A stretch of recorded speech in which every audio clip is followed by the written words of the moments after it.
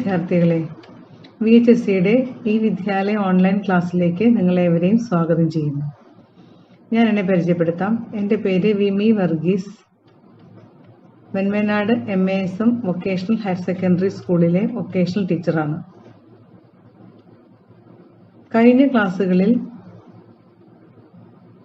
നിങ്ങളെല്ലാവരും ഡിസ്കസ് ചെയ്തിരുന്നത് ഓഫീസ് ഓർഗനൈസേഷനും അതിനോടനുബന്ധിച്ചിട്ടുള്ള പാഠഭാഗങ്ങളുമായിരുന്നല്ലോ. ഇനി അതിൻ്റെ ഒരു ഭാഗമായ ഓർഗനൈസിംഗ് ഫംഗ്ഷന്റെ ഒരു ഭാഗമായ ഓർഗനൈസേഷൻ സ്ട്രക്ചർ എന്ന ടോപ്പിക്കാണ് ഇന്നിവിടെ നിങ്ങളുമായി ഡിസ്കസ് ചെയ്യാൻ ഉദ്ദേശിക്കുന്നത്. എന്താണ് ഈ ഓർഗനൈസേഷൻ സ്ട്രക്ചറിന്റെ ആവശ്യകത? ഓർഗനൈസിംഗ് ഫംഗ്ഷന്റെ ഒരു പ്രധാന ഭാഗമാണ് ഓർഗനൈസേഷൻ സ്ട്രക്ചർ. ഓർഗനൈസേഷൻ സ്ട്രക്ചർ എന്ന് പറയുന്നത് ഒരു സ്ഥാപനത്തിന് അത്യാവശ്യമായി ഉണ്ടായിരിക്കേണ്ട ഒന്നാണ്. എന്താണ് ഈ ഓർഗനൈസേഷൻ സ്ട്രക്ചറിന്റെ ആവശ്യകത? എന്തിനു വേണ്ടിയിട്ടാണ് നമ്മൾ ഓർഗനൈസേഷൻ സ്ട്രക്ചർ ഒരു സ്ഥാപനത്തിൽ കൊണ്ടുവരേണ്ടത്? അതായത് ഒരു സ്ഥാപനം അല്ലെങ്കിൽ ഒരു സംഘടന മികച്ചതാവണമെങ്കിൽ അതിന്റെ എല്ലാ വിഭവങ്ങളും, അതായത് വിഭവങ്ങൾ എന്ന് പറഞ്ഞു കഴിഞ്ഞാൽ റിസോഴ്സസ്, മാനുഷികമായിട്ടുള്ളതായാലും സമയത്തിൻ്റെതായാലും സാമ്പത്തികമായാലും എല്ലാം പരമാവധി വിനിയോഗിക്കുക. അതെങ്ങനെ സാധിക്കും? എന്നാലാണ് ഒരു ഓർഗനൈസേഷൻ മികച്ചതാവുള്ളൂ, ബെസ്റ്റ് ഓർഗനൈസേഷൻ ആവുള്ളൂ. അവിടെയാണ് ഓർഗനൈസേഷന്റെ പ്രാധാന്യം.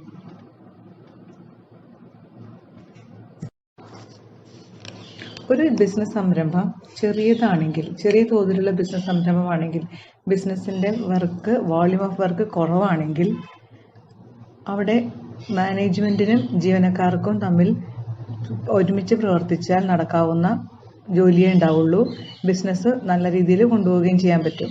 പക്ഷേ ബിസിനസ് വളർന്നു വലുതായി, സാമ്രാജ്യം കുറച്ച് കൂടുതലായി, വോള്യൂം ഓഫ് വർക്ക് വളരെയധികം ഉണ്ടാവുകയാണെങ്കിൽ ഈ സ്ഥിതിഗതികൾ ഇങ്ങനെ ആയിരിക്കില്ല. അവിടുത്തെ മാനേജ്മെന്റിന് സ്റ്റാഫിനെ നിയന്ത്രിക്കാനോ മാനേജ് ചെയ്യാനോ സാധിക്കില്ല. കാരണം വോള്യൂം ഓഫ് വർക്ക് കൂടുതലാണ്, ജോലിക്കാരുടെ പൊസിഷൻ വളരെയധികം എണ്ണം കൂടുതലുണ്ട്. അങ്ങനെയൊക്കെ വരുമ്പോൾ കൺട്രോൾ ചെയ്യാനായിട്ട് ബുദ്ധിമുട്ടായിരിക്കും. അപ്പോൾ എന്ത് ചെയ്യുമെന്ന് വെച്ചാൽ സ്ഥാപനത്തിലെ ഹൈറാർക്കി അനുസരിച്ച് അധികാര ശ്രേണി, ഹൈറാർക്കി എന്ന് പറഞ്ഞാൽ അധികാര ശ്രേണി അല്ലെങ്കിൽ അധികാര ഘടന മനസ്സിലാക്കി, അതായത് സീനിയോറിറ്റി ബേസ് ചെയ്ത് ആര് റിപ്പോർട്ട് ചെയ്യണമെന്നും എംപ്ലോയീസിന്റെ പൊസിഷൻ എന്താണെന്നും, ഉദാഹരണത്തിന് executive, personal assistant, director, accountant, അങ്ങനെ പലവിധം പൊസിഷനുകൾ ഉണ്ടാവും. അവരുടെ ജോലി എന്താണെന്ന് മനസ്സിലാക്കുന്ന ഒരു ഓർഗനൈസേഷൻ സ്ട്രക്ചർ ഉണ്ടെങ്കിൽ ആ സ്ഥാപനത്തിന്റെ പ്രവർത്തന മേഖലയിൽ വളരെ എഫിഷ്യൻസിയോടുകൂടിയും എഫക്റ്റീവ്നെസ്സോടുകൂടിയും കാര്യങ്ങൾ നടത്തിക്കൊണ്ടുപോകാനായിട്ട് സാധിക്കും. അതായത് പ്രോഫിറ്റബിലിറ്റി കൂടുതലായിരിക്കും. അപ്പോൾ ഓർഗനൈസേഷൻ സ്ട്രക്ചർ എന്നുള്ള ഒരു സംഘടനാ ഘടന നിലവിലുണ്ടെങ്കിൽ, ആ സ്ഥാപനത്തിലുണ്ടെങ്കിൽ പെട്ടെന്ന് തന്നെ പുരോഗതിയിലേക്ക് നീങ്ങാനായിട്ട് സാധിക്കും. ഇനി എന്താണ് സംഘടനാ ഘടന എന്ന് നോക്കാം, അല്ലെങ്കിൽ ഓർഗനൈസേഷൻ ചാർട്ട് നോക്കാം. Organisation structure.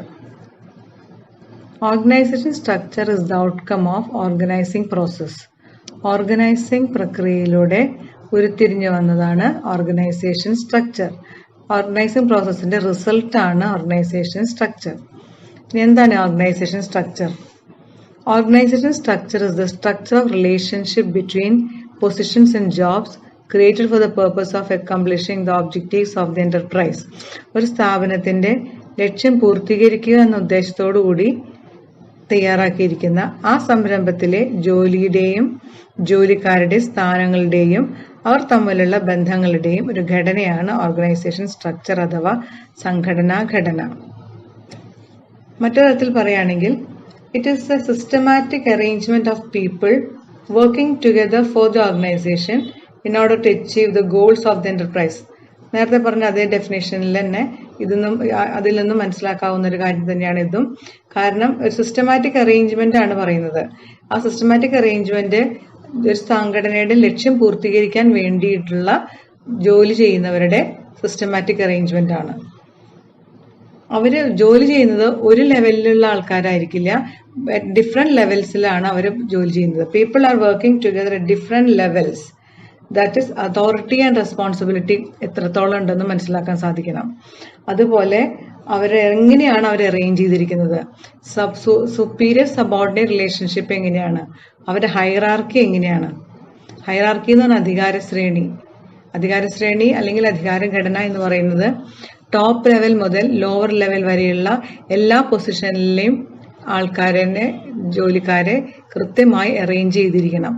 ഒരു ജോലി ചെയ്യുന്ന ആളുടെ പൊസിഷൻ മനസ്സിലാക്കി കഴിഞ്ഞാൽ ആ പൊസിഷനിലെ ആളുടെ തൊട്ട് മുകളിൽ നിൽക്കുന്ന പൊസിഷൻ എന്താണെന്നും ആരോടാണ് ഉത്തരം പറയേണ്ടതെന്നും ആ വ്യക്തിക്ക് മനസ്സിലാക്കാൻ സാധിക്കണം.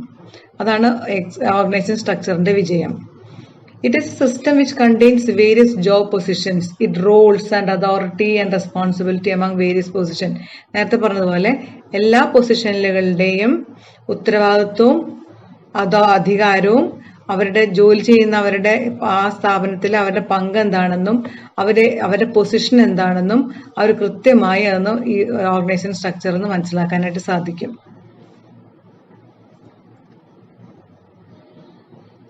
ഇനി വേറെ തരത്തിൽ പറയുകയാണെങ്കിൽ it is a pattern of relationship which governs the duties and activities of the persons who are dependent upon each other for accomplishing the objectives of the enterprise. ലക്ഷ്യം പൂർത്തീകരിക്കുക എന്നാണ് മെയിൻ ഉദ്ദേശം. ഒരു സ്ഥാപനത്തിൽ ലക്ഷ്യം പൂർത്തീകരിക്കണം.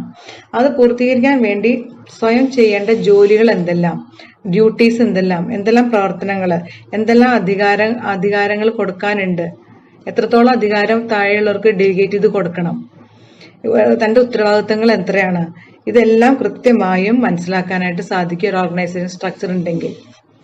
Organisation structure which governs the duties and activities of the persons who are dependent upon each other.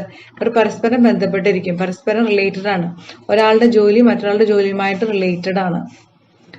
ഇനി വേറെ തരത്തിൽ പറയുകയാണെങ്കിൽ organisation structure is a framework within which managerial and operating task are to be performed at all levels. എല്ലാ ലെവലിലും, top level, middle level, lower level, ഈ ലെവലിലുള്ള എല്ലാ ആക്ടിവിറ്റീസും എല്ലാ ഓപ്പറേഷണൽ ടാസ്കും മാനേജീരിയൽ ടാസ്കും അടങ്ങിയിട്ടുള്ളതാണ് ഓർഗനൈസേഷൻ ചാർട്ട് അല്ലെങ്കിൽ ഓർഗനൈസേഷൻ സ്ട്രക്ചർ. ഓർഗനൈസേഷൻ സ്ട്രക്ചറിൽ നിന്ന് മനസ്സിലാക്കാൻ പറ്റും എത്രത്തോളം മാനേജീരിയൽ ലെവലില് ടാസ്ക് എത്രത്തോളം ഉണ്ടെന്നും ഓപ്പറേഷണൽ ലെവൽ, അത് ഇംപ്ലിമെന്റേഷൻ ലെവലിലെ ടാസ്ക് എത്രത്തോളം ഉണ്ടെന്നും ചെയ്യേണ്ടത് എന്താണെന്നും കൃത്യമായി ഓർഗനൈസേഷൻ സ്ട്രക്ചർ കണ്ടു കഴിഞ്ഞാൽ മനസ്സിലാക്കാൻ സാധിക്കും. ഇനി മറ്റൊരു കാര്യം ഓർഗനൈസേഷൻ ചാർട്ടിൽ നിന്ന് മനസ്സിലാക്കാൻ പറ്റാവുന്നതാണ് ഹൈറാർക്കി. ഓരോ എംപ്ലോയിയും തിരിച്ചറിയാൻ സാധിക്കും അവനവന്റെ ജോലി എത്രത്തോളം ഉണ്ടെന്ന്, അവനവൻ എന്തെല്ലാം ജോലികൾ ചെയ്യണം, what are the functions to be perform and who the report to. ചെയ്യേണ്ട ജോലിക്ക് ആരോടാണ് ഉത്തരം പറയേണ്ടത്, ആരെയാണ് റിപ്പോർട്ട് ചെയ്യേണ്ടത്, അല്ലെങ്കിൽ ആരോടാണ് ഞാൻ അക്കൗണ്ടബിൾ ആവേണ്ടത്, സ്ഥാപനത്തിനകത്തുള്ള ആരോടാണ് ഞാൻ അക്കൗണ്ടബിൾ, അല്ലെങ്കിൽ ആരോടാണ് ഞാൻ ചെയ്യേണ്ട ജോലിക്ക് ഉത്തരം പറയേണ്ടത്, ആരെയാണ് റിപ്പോർട്ട് ചെയ്യേണ്ടത് എന്നുള്ള കാര്യങ്ങളെല്ലാം വ്യക്തമായി ഓർഗനൈസേഷൻ സ്ട്രക്ചറിനകത്ത് കൃത്യമായിരിക്കും. അപ്പൊ ചുരുക്കം പറഞ്ഞു കഴിഞ്ഞാൽ organisation structure is A set of Rolls, responsibilities, relationship and rules. 4 ഉദ്ദേശിക്കുന്നത്.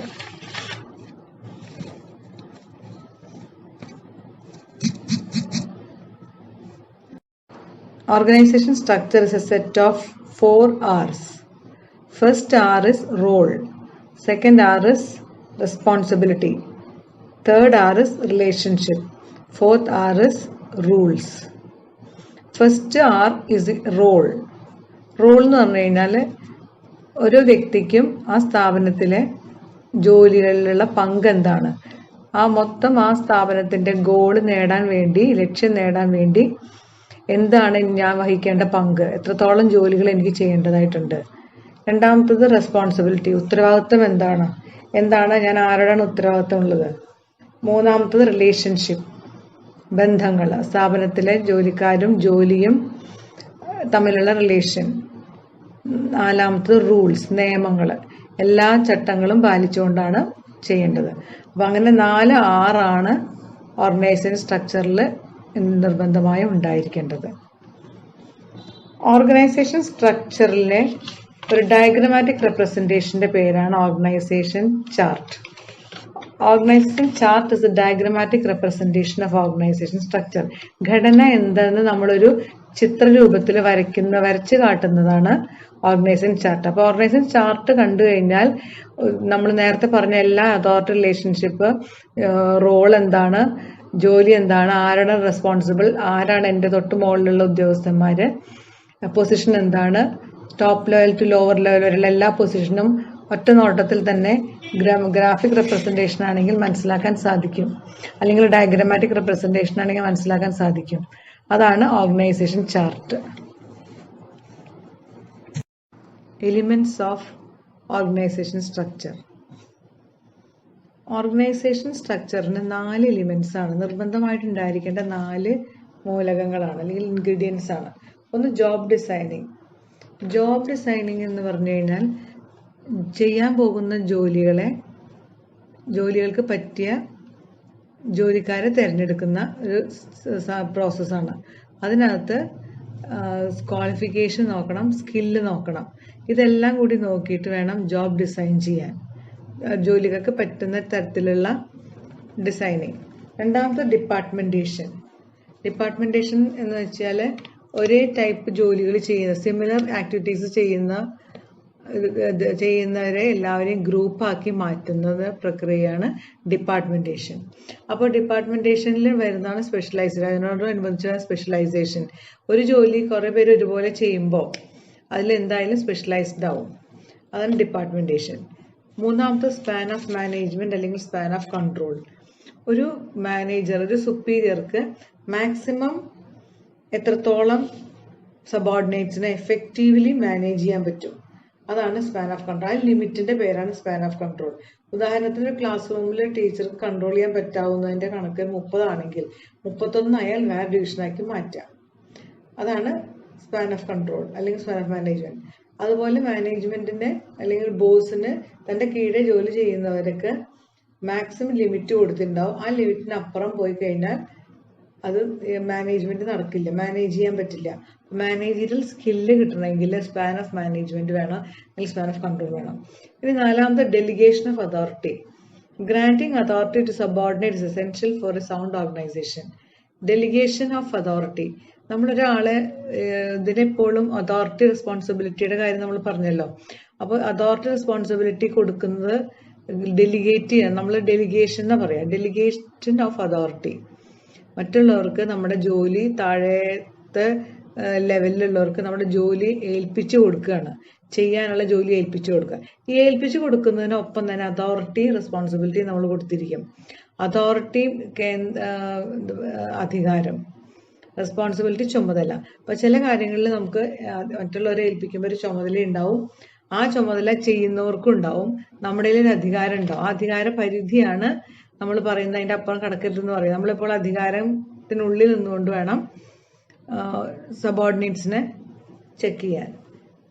ഈ ഡെലിഗേഷൻ ഇല്ലെങ്കിൽ ഒരു ഓർഗനൈസേഷന് നിലനിൽപ്പില്ല. ഒരു സൗണ്ട് ഓർഗനൈസേഷന് എസെൻഷ്യൽ ആയിട്ട് വേണ്ട കാര്യമാണ് ഡെലിഗേഷൻ ഓഫ് അതോറിറ്റി. ഇനി ഇമ്പോർട്ടൻസ് അല്ലെങ്കിൽ benefits of organisation structure. Organisation സ്ട്രക്ചറിന്റെ പ്രാധാന്യവും അതിന്റെ ഗുണങ്ങളും എന്തെല്ലാം? ഒന്നാമത്തെ, clarity of roles and responsibility.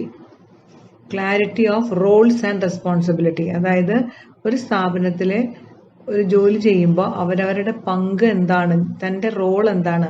ഒരു ഗോൾ സെറ്റ് ചെയ്യാൻ വേണ്ടിയിട്ട് ഒരു ജോലി ചെയ്യുമ്പോൾ ആ ഗോളിൽ നേടാൻ പറ്റിയ ജോലിക്കാർ ചെയ്യുന്ന വർക്ക് എന്താണെന്ന് അറിഞ്ഞിരിക്കും. അതാണ് ഇതിന്റെ ഒരു പ്രധാനപ്പെട്ട ഒരു പോയിന്റ്. അതായത് ഓർഗനൈസേഷൻ സ്ട്രക്ചറിലെ നമ്മുടെ റോൾ എന്താണെന്ന് കൃത്യമായി നിർവചിച്ചിരിക്കും. അതേപോലെ റെസ്പോൺസിബിലിറ്റിയും ഉത്തരവാദിത്വം എത്രയെന്ന് മനസ്സിലാക്കാൻ സാധിക്കും. ഒരു സ്ഥാപനത്തിലെ അല്ലെങ്കിൽ ഒരു കേറ്ററിംഗ് സർവീസ് നടത്തുന്ന ഒരു സ്ഥാപനമാണെങ്കിൽ ആ സ്ഥാപനത്തിലെ ഓരോരുത്തർക്കും എന്ത് ചെയ്യണം എന്നുള്ള വ്യക്തമായ റോൾ അറിഞ്ഞില്ലെങ്കിൽ അതിൻ്റെ ഒരു ഗോൾ സെറ്റ് ചെയ്യാൻ എളുപ്പമല്ല. അതുകൊണ്ട് നമ്മൾ എപ്പോഴും ഉദാഹരണം പറഞ്ഞതാണ്, ഒരു ക്ലാരിറ്റി ഉണ്ടായിരിക്കണം റോൾസ് റെസ്പോൺസിബിലിറ്റിയിലും, അത് ഉണ്ടായിരിക്കും. രണ്ടാമത്തത്, define hierarchy and power. Hierarchy എന്തെന്ന് കൃത്യമായി നിർവചിച്ചിരിക്കും. Define hierarchy and power. അധികാര ഘടനയിൽ ഹൈറാർക്കിക്ക് വളരെയധികം സ്ഥാനമുണ്ട്. അധികാര ഘടന എന്ന് പറയുമ്പോൾ അധികാര ശ്രേണി, ടോപ്പ് ലെവലിലും താഴെ ലെവൽ വരെയുള്ളവരുടെ പൊസിഷൻ എന്താണെന്ന് മനസ്സിലാക്കുന്നതിനാണ് hierarchy.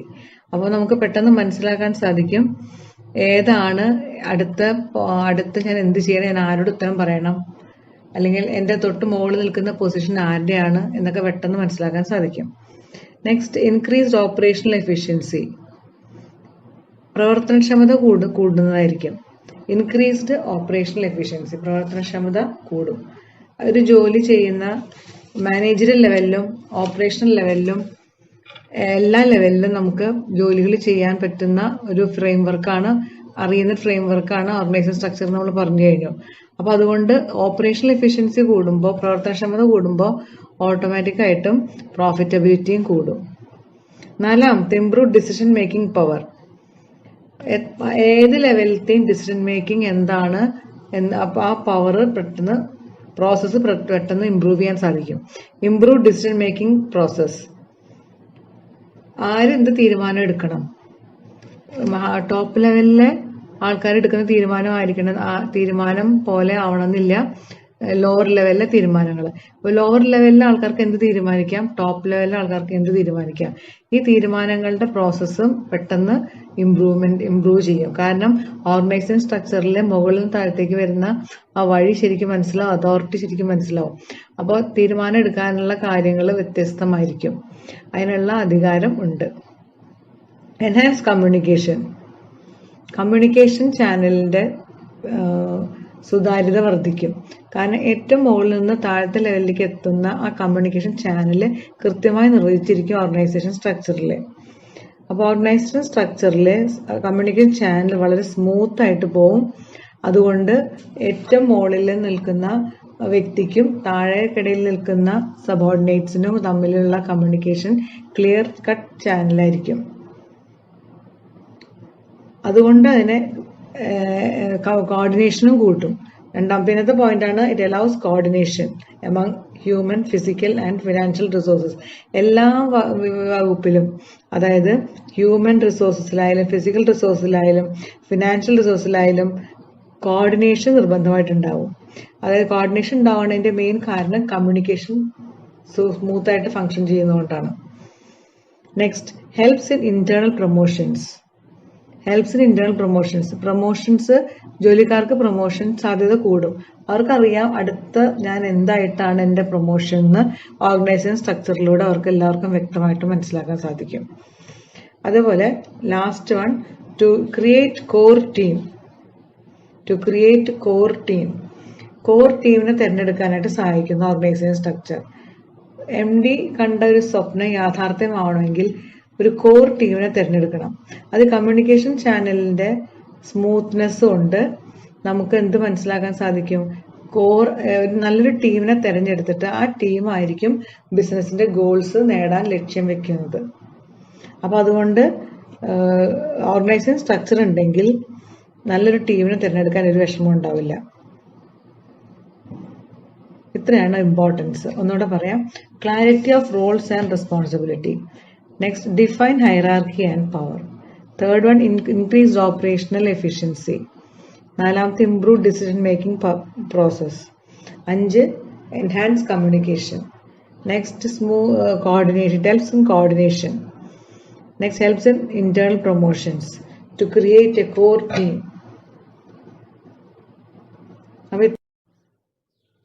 What are the different types of organization structure? There are 2 types of organization structure. One is functional structure and second is divisional structure. Functional structure എന്ന് പറഞ്ഞു കഴിഞ്ഞാൽ ഓരോ ജോലിയും സിമിലർ ആയിട്ട് വരുന്ന ഓരോ ജോബിനെയും ഓരോ ഗ്രൂപ്പാക്കി മാറ്റുക. അത് സെപ്പറേറ്റ് ഡിപ്പാർട്ട്മെന്റ്സ് ആക്കിയിട്ട് സ്ഥാപനത്തിൽ കൊണ്ടുവരുന്നതിനെയാണ് ഫങ്ഷണൽ സ്ട്രക്ചർ എന്ന് പറയുന്നത്. It is an organizational structure wherein jobs of similar nature are grouped into major functions and these major functions are organized as a separate department. ഓരോ മേജർ ഫംഗ്ഷൻസിനെ ഒരു ഗ്രൂപ്പാക്കി മാറ്റിയിട്ട് ആ മേജർ ഫംഗ്ഷൻസിന്റെ ഗ്രൂപ്പിനെ നമ്മളൊരു ഡിപ്പാർട്ട്മെന്റ് ആയിട്ട് പറയും. അതിന്റെ ഓരോ ഡിപ്പാർട്ട്മെന്റിനും ഒരാൾ ചാർജ് കൊടുക്കുകയും ചെയ്യും. ഒരു മാനേജർ ആ ഡിപ്പാർട്ട്മെന്റ് ചാർജ് കൊടുക്കും. ഉദാഹരണത്തിന് പ്രൊഡക്ഷൻ മാനേജർ, പർച്ചേസ് മാനേജർ എന്ന് കേട്ടിട്ടുണ്ടായിരിക്കും. ആ പർച്ചേസ് ഡിപ്പാർട്ട്മെന്റിന്റെ ഹെഡ് പർച്ചേസ് മാനേജർ, അങ്ങനെ ഓരോന്നിനും ഓരോ ഹെഡ് ഉണ്ടാവും. ആ ആളാണ് അതിന്റെ ചാർജ് കൊടുക്കുക. ഇനി ഡിവിഷണൽ സ്ട്രക്ചർ. ഡിവിഷണൽ സ്ട്രക്ചർ എന്ന് പറയുന്നത് ഫങ്ഷണൽ സ്ട്രക്ചറിൽ നിന്നും ഊർന്നു വന്നിട്ടുള്ള ഒന്നാണ്. അതായത് organisational design wherein there are separate divisions for different products. ഓരോന്നിനും ഓരോ ഡിഫറെന്റ് ഡിവിഷൻസ് ഉണ്ടാവും. പക്ഷെ ഓരോ ഡിവിഷനിലും പലതരം ഫംഗ്ഷനുകളെ പലതരം ഗ്രൂപ്പുകളാക്കി മാറ്റുക. സബ് ഫംഗ്ഷൻസിനെ ഓരോ ഗ്രൂപ്പുകളാക്കി വീണ്ടും തിരിക്കുന്ന ഫങ്ഷണൽ സ്ട്രക്ചറിനെ നമ്മൾ വീണ്ടും ഓരോ ഡിപ്പാർട്ട്മെന്റും ചെയ്യുന്ന വേറെ വേറെ ജോലികൾക്കൊക്കെ ഓരോ ഡിപ്പാർട്ട്മെന്റുകളാക്കി മാറ്റുന്നതിനെയാണ് ഡിവിഷണൽ സ്ട്രക്ചർ. അതാണ് ഡിവിഷൻ ചെയ്തിരിക്കുന്നത്. ഫങ്ഷണൽ സ്ട്രക്ചറിനെ വീണ്ടും ഡിവൈഡ് ചെയ്തിരിക്കുന്നതാണ്. ഉദാഹരണത്തിന് ഒരു MD ഉണ്ടാവും. അതിൽ ഓരോ സെക്ഷനായിട്ട് തിരിച്ചിട്ടുണ്ട്. Textile department, cement department, shipping. ഇവർ ചെയ്യുന്ന ജോലിക്ക് അനുസരിച്ചിട്ട് ഓരോ സെക്ഷനുകളാക്കി തിരിച്ചിട്ടുണ്ട്. ഈ ഓരോ സെക്ഷനിലും ഓരോ ഡിപ്പാർട്ട്മെന്റ്സും ഉണ്ടാവും. അവർ ചെയ്യുന്ന ടെക്സ്റ്റൈൽ ഡിപ്പാർട്ട്മെന്റിന് പ്രൊഡക്ഷൻ വേണം, പർച്ചേസ് വേണം, ഫിനാൻസ് വേണം, മാർക്കറ്റിംഗ് വേണം, അങ്ങനെ ഓരോ സെക്ഷനുകളാക്കി തിരിച്ചിട്ടുണ്ടാവും. അതുമാതിരി സിമെന്റ് ആകുന്ന ഇൻഡസ്ട്രീസ് ചെയ്യുന്ന പ്രോഡക്ട്സിന്റെ വീണ്ടും തരംതിരിച്ചിട്ടുണ്ടാവും. പ്രൊഡക്ഷൻ, പർച്ചേസ്, ഫിനാൻസ്, മാർക്കറ്റിംഗ്, അങ്ങനെ പലവിധ ഫങ്ഷൻസ് ആക്കി ഡിവൈഡ് ചെയ്തിട്ടുണ്ടായിരിക്കും. അപ്പൊ ഇത്രയാണ് ഡിവിഷണൽ സ്ട്രക്ചറും ഫങ്ഷണൽ സ്ട്രക്ചറും. ഇത്രയും നിങ്ങൾക്ക് മനസ്സിലായി കാണുമെന്ന് വിചാരിക്കുന്നു. അപ്പൊ നമ്മൾ ഇന്ന് ഓർഗനൈസേഷൻ സ്ട്രക്ചർ പഠിച്ചു, ഫങ്ഷൻസ് പഠിച്ചു, എലിമെന്റ്സ് ഓഫ് ഓർഗനൈസേഷൻ സ്ട്രക്ചർ പഠിച്ചു, അതിന് ഇമ്പോർട്ടൻസ്. പിന്നെ അവസാനം ഓർഗനൈസേഷൻ ചാർട്ട് എന്താണെന്ന് വ്യക്തമായിട്ട് മനസ്സിലായി കാണുമെന്ന് വിചാരിക്കുന്നു. ഇനി various functions carried out in organisation. വിവിധ സ്ഥാപനങ്ങളിൽ ചെയ്തു വരുന്ന ഓരോ ഫങ്ഷനുകൾ എന്താണ് എന്ന് നോക്കാം. ഇനി നമുക്ക് various functions carried out in N organisation discuss ചെയ്യാം. അതായത് ഒരു സ്ഥാപനത്തിൽ എന്നും നടന്നുകൊണ്ടിരിക്കുന്ന ഫങ്ഷൻസ് ഏതൊക്കെ, പലതരം ഫങ്ഷൻസ് ഏതൊക്കെ, എപ്പോഴും ആവശ്യമായ ഫങ്ഷൻസ് ആണത്. അതായത് ഒരു സ്ഥാപനം നടത്തിക്കൊണ്ടു പോകുന്നതിന് കുറേ തരം ധർമ്മങ്ങൾ ചെയ്യേണ്ടതായിട്ട് വരും. പലരും പലതരത്തിലുള്ള ധർമ്മങ്ങൾ ചെയ്യേണ്ടതായിട്ട് വരും. ഫങ്ഷൻസ് അത് ഏതൊക്കെയാണെന്നാണ് ഇപ്പോൾ നമുക്ക് ഡിസ്കസ് ചെയ്യാനുള്ളത്. ഒന്നാമത്തെ പോയിന്റ്, ഏതൊരു കൂട്ടായ്മയ്ക്കും അത്യാവശ്യം വേണ്ട ഒന്നാണ് മാനേജ്മെന്റ്. അപ്പോൾ മാനേജ്മെന്റ് ഫങ്ഷൻസ് ആയ planning, organising, staffing, directing, controlling, ഈ ഇത്രയും ഫങ്ഷൻസ് എന്തായാലും ഏതൊരു കൂട്ടായ്മയ്ക്കും, രണ്ടിൽ കൂടുതൽ ആൾക്കാർ ഒരുമിച്ച് പ്രവർത്തിക്കുന്ന ഏതൊരു കൂട്ടായ്മയിലും ഈ ഒരു പോയിന്റ് ഉണ്ടാവും. Management functions.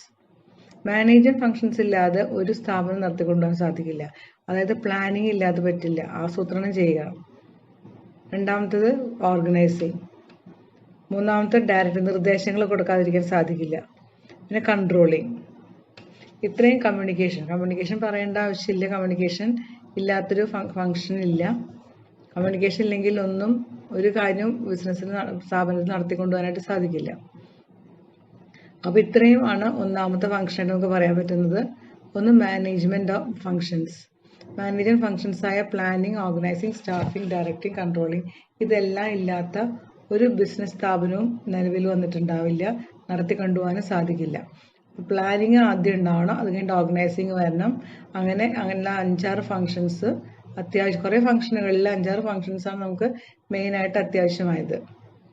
രണ്ടാമത്തെ point, to determine the role of individual.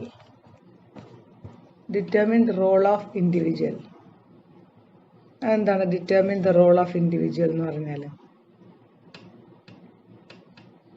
ഒരു സ്ഥാപനത്തിലെ, കൂട്ടായ്മയോട് പ്രവർത്തിക്കുന്ന ഒരു സ്ഥാപനത്തിലെ ഒരു വ്യക്തി തന്റെ റോൾ എന്താണെന്ന് മനസ്സിലാക്കണം. റോൾ എന്താണെന്ന് മനസ്സിലാക്കുന്ന പറയുമ്പോൾ, എന്ത് ജോലിയാണ് ഞാൻ ചെയ്യേണ്ടത്, ടീം വർക്കിലെ ഏത് ഭാഗമാണ് എനിക്ക് കിട്ടിയത്, അത് കൃത്യമായിട്ട് അറിഞ്ഞിരിക്കണം. അല്ലെങ്കിൽ ഒരിക്കലും ബിസിനസ്സിന് ഗോൾ നേടാൻ പറ്റില്ല. ബിസിനസിന്റെ സെറ്റ് ചെയ്തപ്പെട്ട ഗോൾസ് നേടാനായിട്ട് സാധിക്കില്ല.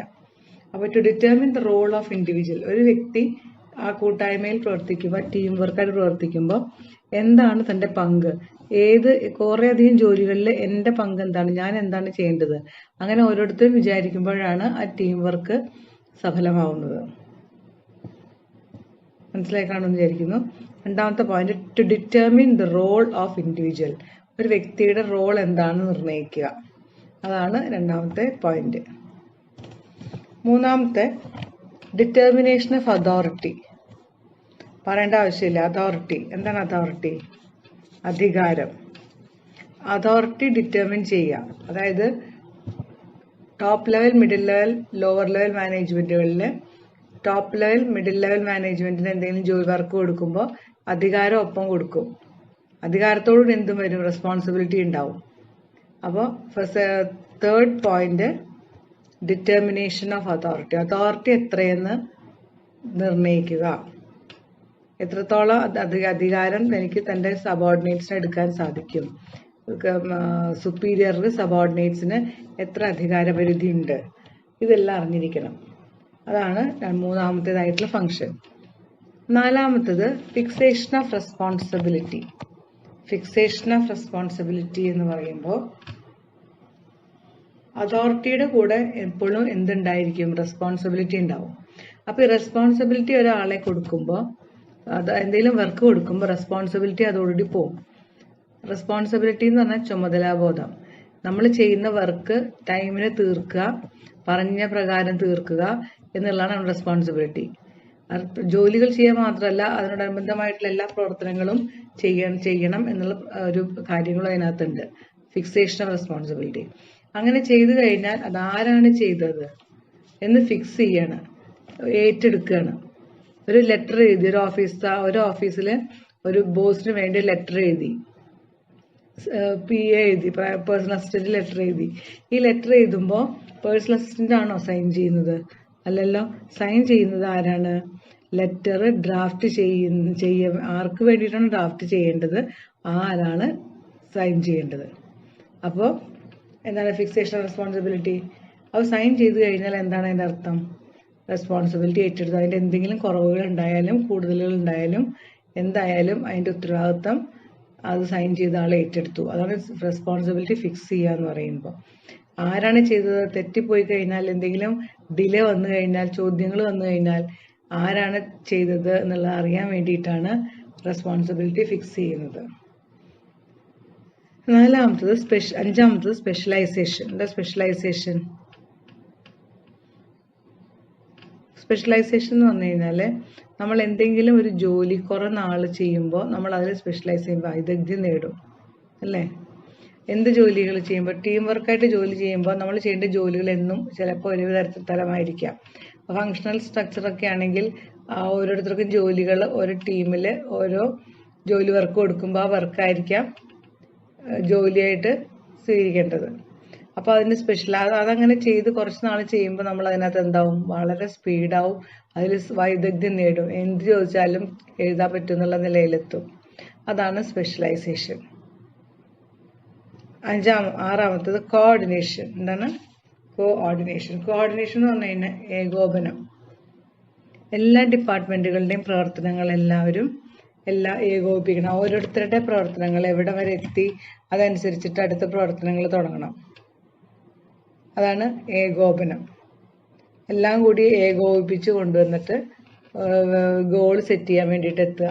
ഈ ഏകോപിപ്പിച്ച് കൊണ്ടുവന്നതിന് കുറേയധികം കാരണങ്ങളുണ്ട്. കമ്മ്യൂണിക്കേഷൻ വേണം, സൗകര്യങ്ങൾ വേണം. അതോറിറ്റി ഉണ്ടായാൽ പോരാ, അതോറിറ്റി കാണിക്കണം. ഇപ്പോൾ ഒരു ജോലി ചെയ്യാൻ ഏൽപ്പിച്ചു കൊടുത്താൽ ജോലി ചെയ്യൽ മാത്രമല്ല, ആ ജോലി ചെയ്യാൻ വേണ്ട എല്ലാ സാഹചര്യങ്ങളും ഒത്തൊരുമിച്ചിട്ടാണോ വരുന്നതെന്ന് മാനേജർ നോക്കണം.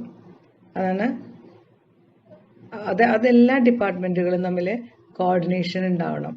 അതായത് ഒരാൾ ചെയ്യുന്ന ഡ്യൂട്ടിയുടെ അപ്പുറം തന്നെ വേറെ ആൾ ചെയ്തു കഴിഞ്ഞാൽ ഒരു പ്രോസസ്സ് നടക്കില്ല. അപ്പോൾ അതുകൊണ്ട് കോർഡിനേഷൻ വേണം, കോർഡിനേഷൻ ഉണ്ടായിരിക്കണം. ആറാമത്തത് proper utilisation of human resources. Human resource മനുഷ്യൻ്റെ മാനുഷിക വിഭവങ്ങൾ നമ്മൾ മാക്സിമം യൂട്ടിലൈസ് ചെയ്യണം. ഒരാൾക്ക് എത്രത്തോളം ജോലി ചെയ്യാൻ പറ്റുമോ അത്രത്തോളം ജോലി ചെയ്യിപ്പിക്കണം. Human റിസോഴ്സസിനെ maximum വിനിയോഗിക്കണം. ഇത്രയാണ് various functions carried out in an organization. ഇതോടുകൂടി ഇന്നത്തെ ക്ലാസ് അവസാനിച്ചിരിക്കുന്നു. ഇതെല്ലാവരും വ്യക്തമായിട്ട് നോക്കി ശ്രദ്ധിച്ച് പഠിച്ചിട്ട് അടുത്ത ക്ലാസ്സിലേക്ക് വരിക. Thank you.